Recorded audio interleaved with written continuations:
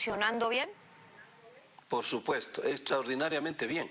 La señora ministra de Educación tuvo la gentileza 4 veces de presentar los informes al COE Nacional y en el último informe de más de 720.000 estudiantes el tener el 0.004 de contagios, recuerdo la cifra era 33, de los cuales prácticamente todos dados de alta sin ninguna novedad, determina que los planes y los protocolos funcionaron y siguen funcionando. Lo que pasa es que frente a esta nueva riesgo, esta nueva variante, a la preocupación del mundo científico internacional, nuestra ministra de Salud, todas las actividades nos tocó tomar decisiones preventivas en todos los frentes. Por lo tanto, en 15 días, estimada Steffi, se ha puesto el COE Nacional. Nosotros estamos en sesión permanente. De hecho, hemos tenido días que sesionar hasta 2 veces. ¿En 15 días se han y puesto en 15 qué? días...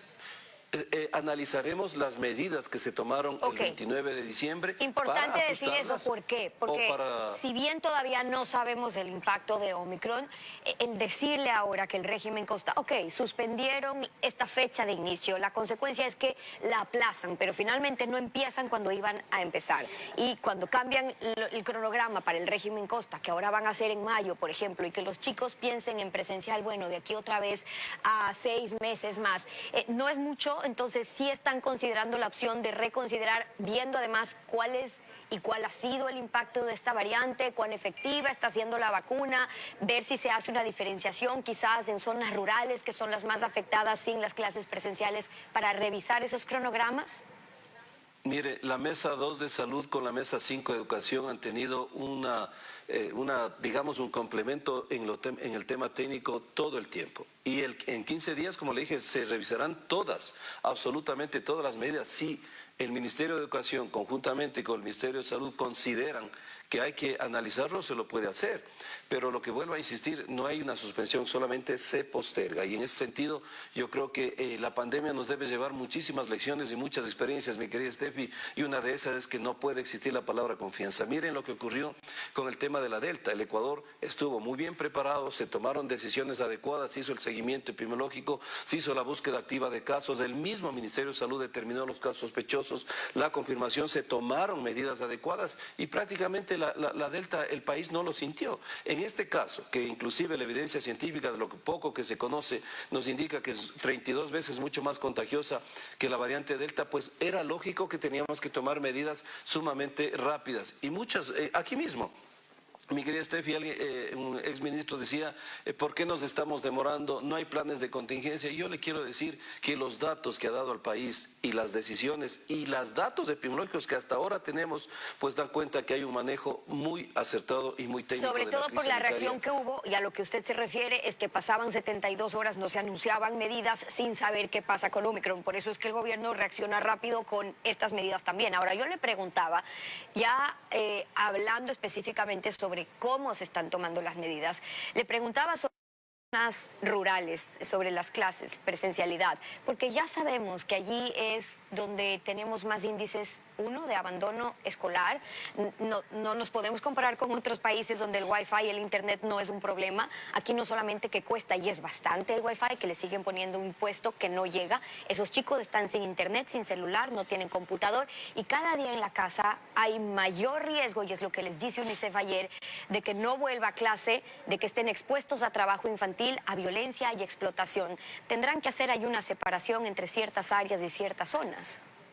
Mi querida Steffi, yo vuelvo a insistir, el manejo de la actividad educativa en el país ha sido un referente que no lo digo yo, lo dicen personas que manejan las crisis sanitarias en otros países. Así que hemos sido muy cautos, la ministra ha sido absolutamente clara, María Brown, de explicar exactamente todos los procesos que se han seguido. Inclusive con UNICEF se hicieron muchos de los análisis en meses anteriores para retornar justamente a clases de esta manera progresiva y ordenada. Por lo tanto, todo dejémosle a las mesas 2 y 5 de Educación y Salud, que lo que ellos decidan desde el punto de vista técnico, el COE lo que tendrá que hacer es apoyarles. Pero también no hay medida perfecta. Usted sabe, los médicos nos están pidiendo que prácticamente cerremos todas las actividades. Y eso es súper importante aclararlo, de acuerdo, porque por un lado tienen a los médicos, a los gremios, incluso a padres de familias pidiendo suspendan, hay riesgos de contagio, mejor prevenir que lamentar si no sabemos qué es lo que va a pasar. Si no nos encerramos como antes, cuando cuando tuvimos el virus la primera vez, miles de muertes quizás se habrían evitado. Pero por otro lado, sí se permite con aforo presencialidad en otros espacios. No se diga buses, transporte, que ya sabemos que es súper difícil controlar. Esos buses llegan a las casas, los padres, ¿dónde están los niños? Que no se fueron a estudiar, pero igual van a estar en contacto con ese papá que se podría contagiar. ¿Bajo qué parámetros se están definiendo en estas últimas medidas? ¿Qué espacios sí la presencialidad con aforo y cuáles no? Yo le agradezco, Steffi, que me haya hecho esta pregunta, porque con esto puedo aclarar muchas inquietudes ciudadanas que no entendemos que estamos en norma ordinaria y que el país todavía no cuenta con una ley de pandemia. Por lo tanto, en norma ordinaria lo que hace el COE nacional es tomar decisiones en las competencias que tienen sus instituciones, como por ejemplo la que estamos tratando, el tema de educación, el tema de fronteras, el tema de eventos deportivos. Pero en norma ordinaria no podemos asumir competencias de los GATS, el tema del transporte público. Y le hago una comparación para que la ciudadanía tengamos claro. En el tema de la final de la Liga Pro, el COE sí tiene la competencia para generar un aforo por la ley de prevención y violencia a los estadios, por los permisos que tiene que dar la intendencia. Por lo tanto, nosotros decimos, se tiene que hacer máximo con un aforo del 50% y con el protocolo aprobado para que el plan de contingencia sea aprobado y pueda darse el permiso de intendencia. Pero en el transporte público nosotros no tenemos la competencia y son los GATS los que han puesto que vayan al 100%. No podemos nosotros bajar ese aforo porque es una competencia exclusiva en norma ordinaria. Y por eso hemos pedido, mi querida Steffi, sé que la Asamblea la está tramitando ya una ley que nos permita, porque el tema de la pandemia usted ve que la dinámica nos da cada vez situaciones distintas. Íbamos gracias a un extraordinario plan de vacunación, estábamos en un proceso de reactivación económica. Ya con la apertura de la frontera prácticamente teníamos todas las actividades en el Ecuador ya con esta nueva normalidad, pero todas las actividades funcionando. Y el Omicron nos cambia nuevamente, nos cambia el escenario. Entonces, eso es lo que le decía a mi querida Steffi. Competencias, lo que le compete a los GATS, quienes deciden que siga al 100%, exacto, que por cierto es una presión también del sector transportista que piden que ya aumenten esos aforos, pero por otro lado, en lo que sí tienen control, como es la presencialidad, ahí no, pero acá sí. Y entonces ahí es que se da esa distorsión, un tema que están proponiendo ustedes también ahora. Sobre el carnet de vacunación, las 2 dosis, que tienen que tener el carnet de las 2 dosis, lo van a tener que presentar todo funcionario público que vaya a trabajar a una institución pública y si no está vacunado, pues se va a su casa. Eso es lo que están diciendo. En ese caso, no es un exhorto como se le ha hecho, por ejemplo, a los restaurantes para que pidan el carnet, sino que el Ministerio de Trabajo va a tener que disponer ya esto en normativa. Totalmente claro, mi querida Steffi. Lo que no nos compete, exhortamos. Y el exhorto es eso. Los municipios lo pueden aceptar o no. Agradecemos al municipio de Quito y Guayaquil que ya se han pronunciado en el marco de lo que hizo el COE nacional. Esa es la manera de trabajar todos juntos y en equipo. Pero en las competencias que nosotros sí la podemos hacer, de hecho ayer ya lo hizo público el Ministerio de Trabajo dando cumplimiento a la resolución del COE nacional. En el tema de funcionarios públicos que estamos yendo a la presencialidad, pues es necesario, así como cuando usted va a su edificio ingresa con una credencial, hoy tendrá que ingresar con el certificado de vacunación con las 2 dosis completas. Y si los funcionarios por algún motivo, salud, sanitario o de fuerza mayor, no puedan acceder a esa vacunación, tendrían que ir al teletrabajo. Pero creo que los funcionarios públicos somos los primeros, los que debemos dar ejemplo en minimizar el riesgo y garantizar a aquellas personas que van a pedir nuestros servicios o a qué ambiente y entorno nuestro, que estemos con un mínimo de riesgo. Eso, la vacunación. Y exhortamos al resto de instituciones, mi querida Steffi, que hagan lo mismo, a las que no son del nivel que pidan el carnet para incentivar la vacunación. Y a propósito de eso y para aclararlo, el CDC ya recomendó la dosis de refuerzo para todos. Ecuador está acogiéndose a eso, iniciaron ya esa tercera dosis, en Ecuador empezó esa vacunación, pero tienen que tener el carnet de la segunda dosis que ya haya cumplido esos 6 meses. Si no ha cumplido los 6 meses, tienen que esperar, no le van a vacunar, pero una vez que tenga los 6 meses puede ir a cualquier centro de salud para recibir la vacuna sin cita. Eso da la pauta, mi querida Steffi, el gran plan Fénix que tiene el Ministerio de Salud con todos sus planes de emergencia, de contingencia y con los planes operativos. Inmediatamente ya se empezó desde el primero, la tercera dosis de refuerzo. Usted lo que dice es una gran verdad, usted tiene que esperar los 6 meses y acudan.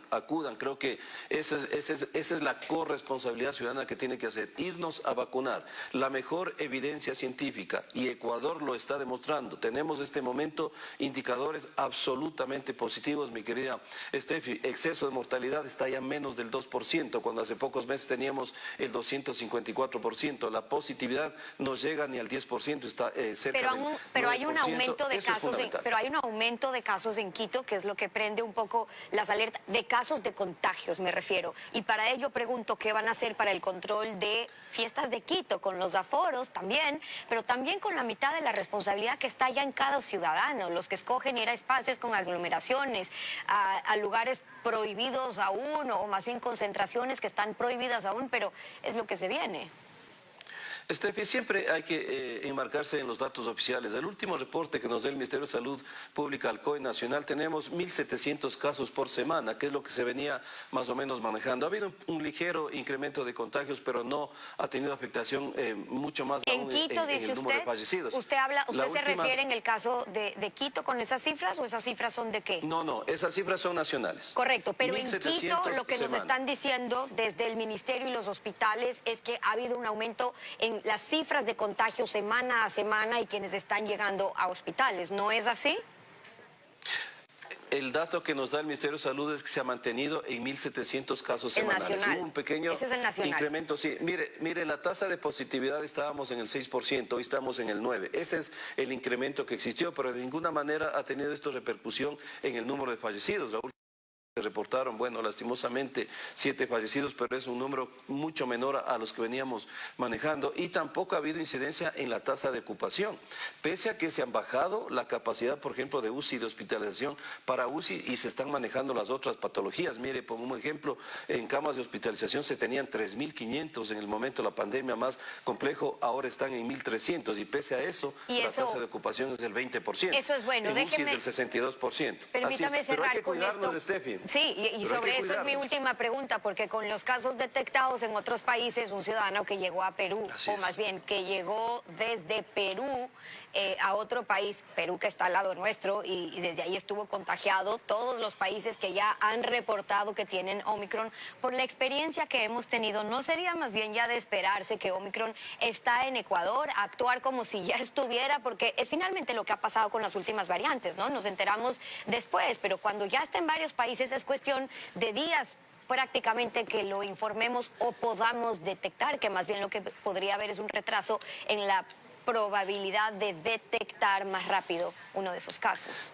Es lo que hemos hecho, mi querida Steffi. Por eso pedimos al alcalde de Quito y al COE Metropolitano que en lo posible se suspendan eventos que son de alto riesgo, y así lo han hecho, y agradecemos públicamente. El tema de la postergación de las clases también tiene este sentido, por eso nos hemos venido preparando. Pero lo que ha hecho Omicron, mi querida Steffi, y esto sí quiero ponerlo con letras mayúsculas, lo que ha hecho Omicron es recordarnos a nosotros que la pandemia continúa, porque ya en muchos sectores hubo un relajamiento absolutamente generalizado, como que esto ha terminado, y no. Tenemos que seguirnos cuidando. La corresponsabilidad ciudadana es fundamental. Nosotros estaremos haciendo un monitoreo, pero los datos epidemiológicos están directamente relacionados con las incivilidades y las inconductas ciudadanas. Así que pedimos colaboración de todos. Aún no termina. Juan Zapata, presidente del COE Nacional, gracias por haber venido a Contacto Directo. Gracias, Steffi. Un saludo.